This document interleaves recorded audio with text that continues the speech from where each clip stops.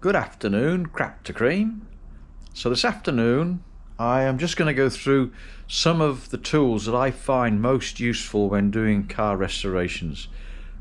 So I'm not going to go through all the normal regular stuff that people have, like socket sets and impact guns and hacksaws and all that sort of stuff. This is just stuff that I have found out over time that I find most useful. So I'm going to start over here. So I have a range of plastic bags of all sizes and a pen, so that when I take things apart I can just label the bag and put it in a bigger tray, like the one I've got over there, which you might be able to see, which is there. And then you can put them all in, and then you can separate them into engine, gearbox, whatever. I've got a little tool here for finding breaks in wires. So you can just go searching for like a power line. So it tells you where and then you can find the break in the wires. I have a relay tester here. So just for testing relays. So this is in general for any. So 12 volt, 5 pin test. You can hear it clicking. So testing the relay, and then it comes up and tells you whether it's bad or okay. So this one's particularly okay. I know that because it's brand new, just for demonstration. So I find these scissors, I am not sponsored by anybody or anything. So these scissors have proven invaluable for all sorts of stuff. Cutting gaskets, cutting carpets, cutting anything really, and they have not gone blunt, they have not fallen apart. They have been called Black Panther Sterling. I don't know, I just found them in a local hardware shop, but these have been excellent. I have a small range of brass tubular brushes that I use for cleaning inside pipes and cylinder head holes and things like that. Stanley knife with a sharp blade and an angle on it, so you have it at an angle as well, not so you can have it at 45 degrees. You don't need it at 90 degrees. You don't need it like set out like that all the time.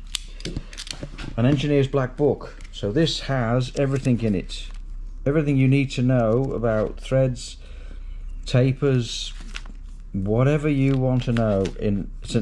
Here all the information about hacksaws, which blades, number of teeth to use with which application, the direction on how you should put them into the power saws. So that's got all the information about hacksaws, drills, speeds and feeds, tapping drills, common threads, and then you got your decimal to your conversion charts. So yeah, I find that very useful. I have a multimeter, and this one has a clip on it, so you can clip it onto something for the earth, so you can go searching for whatever you want to with the live, and you're not holding the earth to earth. So I find that quite handy. A dymo, so you can use that for labeling parts, wires, whatever you do. An electronic rivet gun. Now it may seem expensive initially, but the first time that you slip off the rivet when you're holding it on the side of the car, it marks the paint, it's paid for itself. I have the magnetic clamps for holding pieces of material 90 degrees or 45 degrees to each other. I have a vernier, a digital vernier, so that very handy, measuring anything internal or external, so that's very handy. I have a gasket material, 1.5 mil gasket material, make a gasket, I don't know, just got it off eBay. I have a tap set, so a set of UNF and UNC together, and then as you see it supplies these as the tap wrench and the dies, and I have this for a tap wrench, so it gets into smaller spaces. I've also got a very long one of these, which is about 300 mil long, for going into other longer, further away places. And then I have thread repair kits, so you can get them all in various sizes. These are 7/16 UNF, so that's sorry, 3/8 UNF, 24 threads per inch. So that's some of the stuff that I have down in this shed. I'll now go up to the other shed and I'll show you some of the stuff that I got in the other shed. I think that just about covers what I've got down here. One invaluable tool that I nearly forgot to mention is the old Rivnut gun. So these come from between 3 to 12 millimeter, and they look like this, and you put them into blind holes or whatever, and then you just screw your metric bolts into them. So this is the Rivnut gun. Just to show you the best I can with one hand. So it's easily set up, easy to work with, and for me in some situations has been an absolute godsend. So this is the vertical one. There's one that you can clamp like a pair of pliers, but this one I have found to be much easier to get purchase on the handles, so that you can compress the nuts much more easily. Okay, so there you go. So I just didn't forget one of the most important tools in the shed. I'll carry on now. All right, round two. So this is the other shed, and I've got a range of tools here that I find useful when working on cars in general, but on restorations. So we'll start over here. So this is for putting the pistons back in brake calipers. So you put the two pistons on either side of that and then screw this, and that opens it, pushes the pistons apart so you can get the brake pads back in again. This is a grabby tool. So as you can see, it has a magnetic end on it, but this one also has, I hope you can see that there, maybe if you can put it there, so you can see that has like a little claw on it, so you can get all the stainless steel or copper washers that you drop into places that only a child of about 2 can reach. Then I have some brake pipe bending tools. So this one's more for off the car, various sizes. I wouldn't like to try and do the 3/8 because they're all stamped on the bottom there. So 3/16 and quarter tend to be the most popular for me. 3/8 I imagine will be quite hard on the old wrists to make that work. I have this little tool here for reaching inside cross members and things like that, to put nuts into small spaces that you can't get your hand in, either behind the dashboard or in a cross member or something like that. So you put the nut in there and then you just unscrew the top and then the nut falls out. So it goes to any size you really want. A large mirror. So I've got lots of small ones, only one large mirror to see into places where you need to see where things go. I've got another brake bending tool, pipe bending tool here. Now this is only quarter and 5/16, quarter and 3/16, sorry. So this one's for on the car when you're bending on the actual car itself. So I found that very useful. Plastic trim removal tool saves marking things with metal ones like screwdrivers and other things that you tend to improvise with.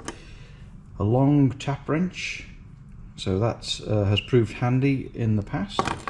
I've got a flexible brake pipe compressing tool so that you can isolate brake lines so that the brake fluid doesn't leak out all over the place. So that's relatively straightforward to use.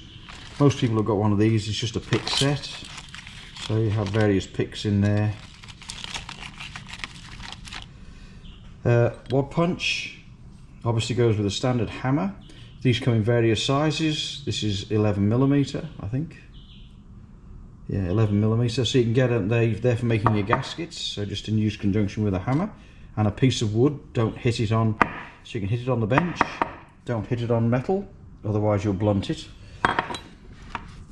Handy little tool, this one. So this is just for quickly getting hold of nuts in awkward places.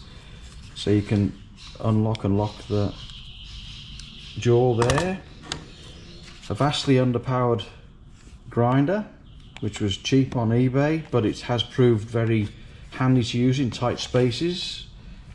Not very powerful, but it serves a purpose. Gloves, which obviously is standard. This little tool helps remove exhaust rubbers and things like that when they're on the chassis. They're typically quite difficult to get off, so that's quite handy.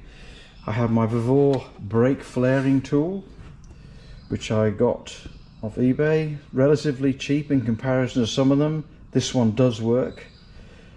We'll do 45 degrees, 37 degrees, varying sizes. Yeah, I've used it a lot. My brakes work and they don't leak, so we'll go with that as a recommendation for that.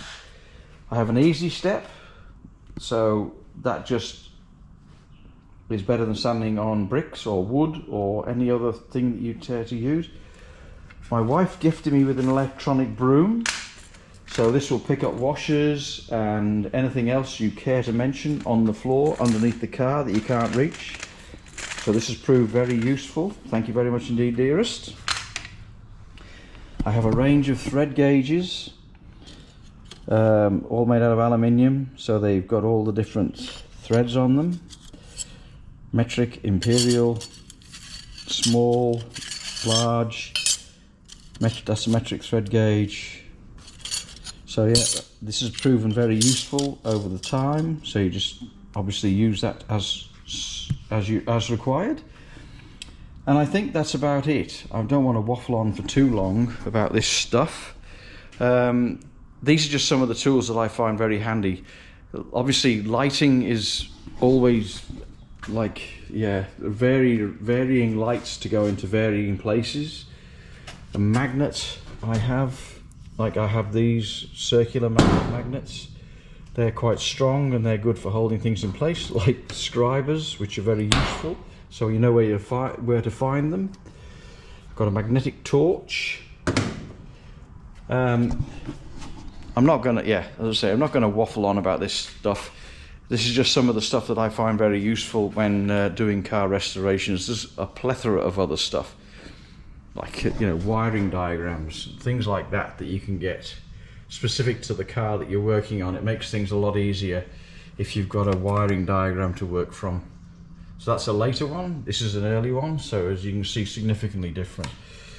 So I've got them. Got another one of these magnets here. All right, so we'll leave it at that. I'll call it quits. And thank you very much indeed for subscribing. Thank you very much for watching. Hope you get something out of the other videos that I've done. I had some very nice messages from some very appreciated comments from some people recently. Thank you very much indeed, and thank you for the stalwarts who keep on following. Yeah, great. Thank you very much indeed. And we'll call it quits at that, and I'll catch you again soon. So I'll just say bye for now.